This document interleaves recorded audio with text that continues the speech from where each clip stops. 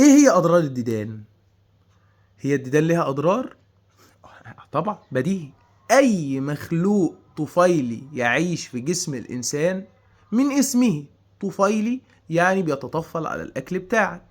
بسم الله الرحمن الرحيم: الغذاء الذي يصلك لا يصل كاملا. تمام؟ فاذا انت خسرت جزء من الموارد الغذائيه بتاعتك. ثانيا، بيبقى عندك نزيف، لان الديدان دي بتبقى عماله زي بتعضعض في الامعاء، فبتنزف تطلع شويه دم، فالدم ده بيعمل انيميا. طبعا غير ان الغذاء بيعمل انيميا برضه اللي هي عماله بتاكله، غير طبعا الالتهابات اللي موجوده في المعده. طيب والديدان دي بتيجي منين؟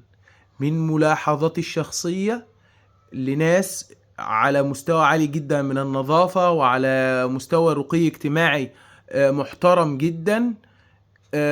ويقولوا اما احنا يا جماعة احنا عندنا كل حاجة عندنا نظيفة وعندنا فلاتر وعندنا كل حاجة، ولكن بيبقى عندهم ديدان. بتيجي منين بقى؟ بتيجي من مية الحنفية. طيب مية الحنفية نعالجها ازاي؟ نعملها معاملة اللبن، مهما عديناها من فلتر لازم تتغلى، وبعد ما تتغلى ناخدها نسقعها بقى نعمل فيها اللي احنا عايزينه.